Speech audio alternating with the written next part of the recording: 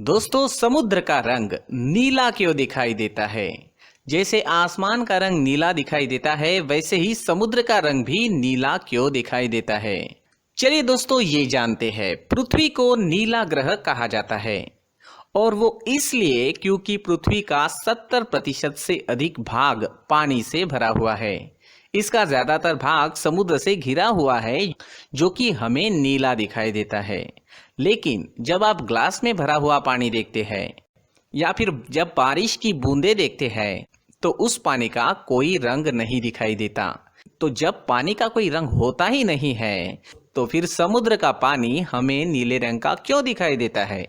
दोस्तों, ये जानने की जिज्ञासा हमारे मन में उठती है। तो आज हम जानेंगे कि समुद्र के नीला दिखने के पीछे क्या कारण है। Why do ocean appears blue? समुद्र नीला क्यों दिखाई देता है?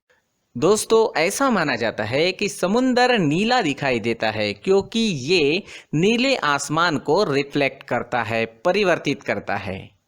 लेकिन दोस्तों, ये सिर्फ एक धारणा है। जी हाँ, ये सिर्फ एक धारणा है। समुद्र के नीले दिखने के पीछे मुख्य कारण कुछ अलग ही है।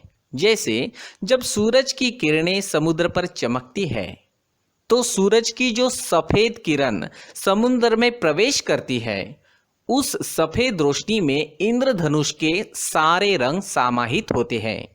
जैसे बैंगनी, जामुनी, नीला, हरा, पीला, नारंगी, लाल, ये सारे जो इंद्रधनुष के रंग है, वो सफेद रोशनी में, जिसे हम विजिबल लाइट कहते हैं, उसमें मौजूद होते हैं। जो हमारे सूरज की दिन की जो रोशनी होती है, उसमें होता है और इसे हम प्रिज्म की सहायता से देख भी सकते हैं।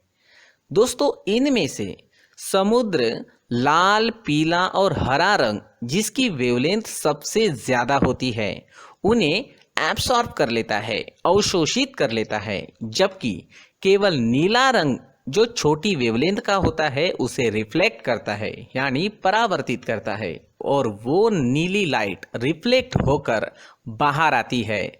कुछ नीला प्रकाश जो बाहर आता है, वो समुद्र में मौजूद पानी के अणुओं से भी मिल जाता है, और ये बिखरा नीला प्रकाश, जिसे हम कहते हैं स्कैटर्ड ब्लू लाइट, और ये स्कैटर्ड ब्लू लाइट यानी बिखरा नीला प्रकाश समुद्र से बाहर आ जाता है। समुद्र से बाहर आने वाले नीले प्रकाश के कारण हमें समुद्र का रंग नीला दिखाई देता है और हमें लगता है कि सागर का रंग नीला ही है।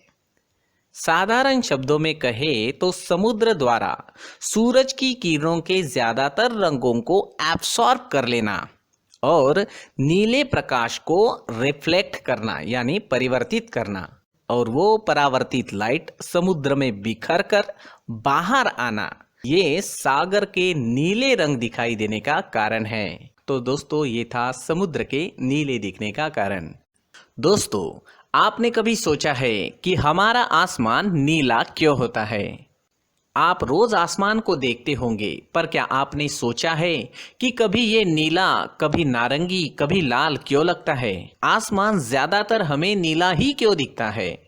पीला या हरा क्यों नहीं दिखता? बैंगनी, भूरा या गुलाबी क्यों नहीं दिखता है? दोस्तों, इस प्रश्न का हल निकालने के लिए कई वर्ष लगे। कई लोगों ने इसके बारे में सोचा, जैसे कि न्यूटन, मैक्सवेल और थॉमस यंग जैसे वैज्ञानिकों ने इस पर काफी रिसर्च किया है।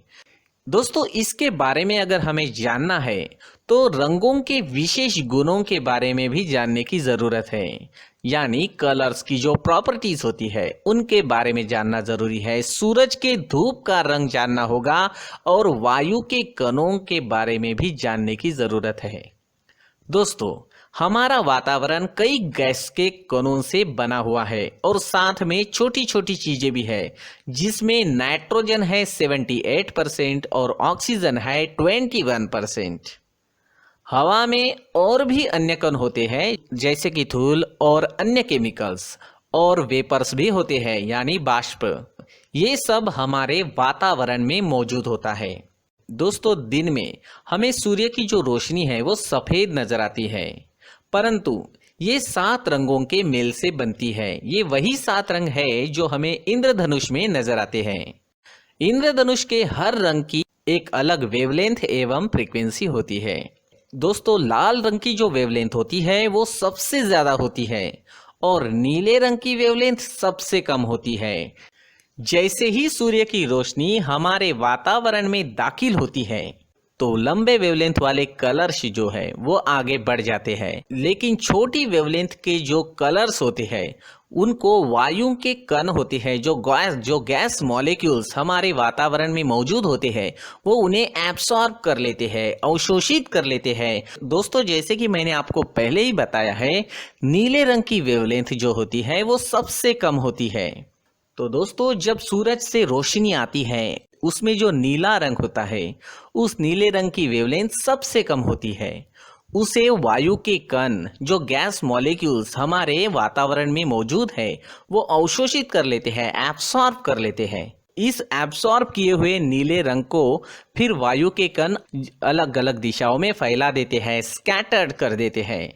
जो रंग वो अवशोषित करते हैं वही रंग वो फैलाते भी हैं। इस तरह नीला रंग आकाश में हर जगह फैल जाता है और हमें आसमान नीला नजर आता है।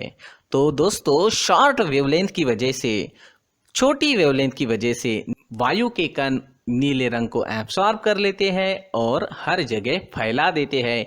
इसके कारण आसमान हमें नीला नजर आता है। दोस्तों और एक प्रश्न है, समुद्र का पानी नमकीन क्यों होता है?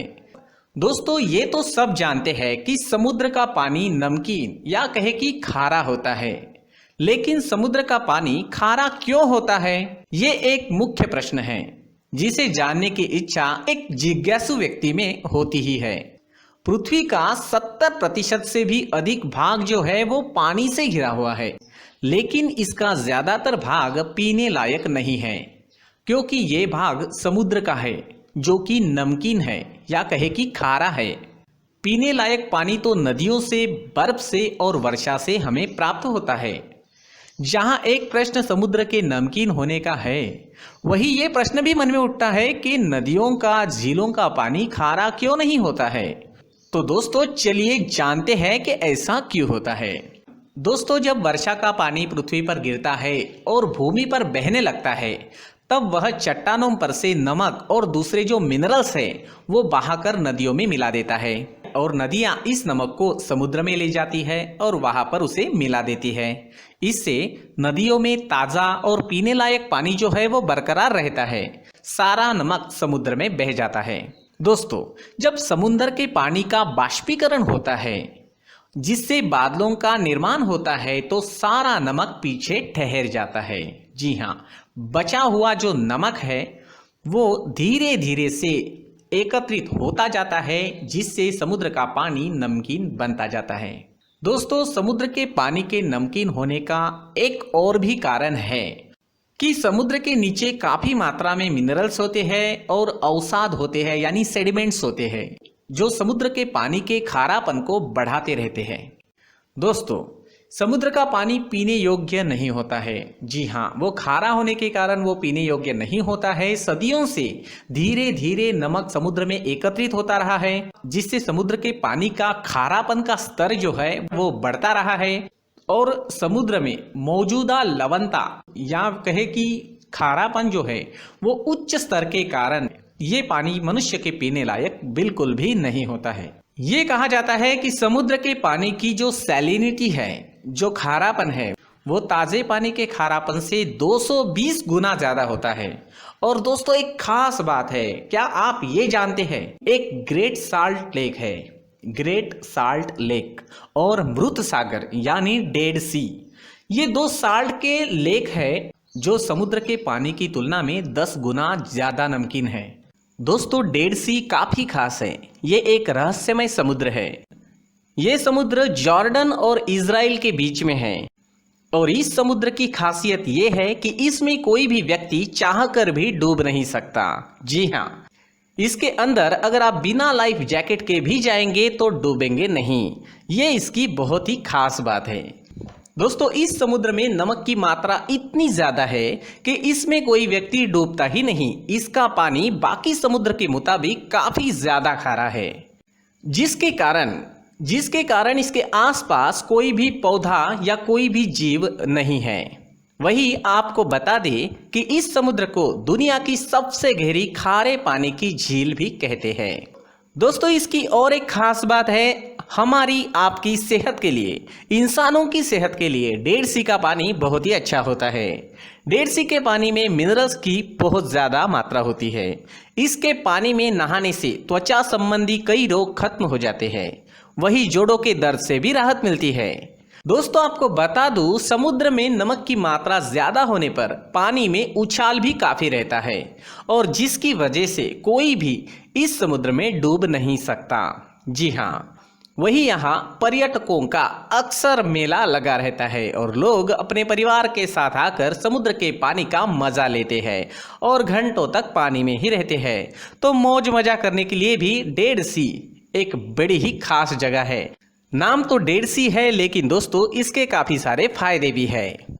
तो दोस्तों ये कुछ खास बातें हैं और ये कुछ ऐसे प्रश्न हैं जो हमारे मन में उठते रहते हैं और उसके ये जवाब है। तो दोस्तों अगर आपको वीडियो पसंद आया है तो लाइक ज़रूर करें और अपनी राय कमेंट सेक्शन में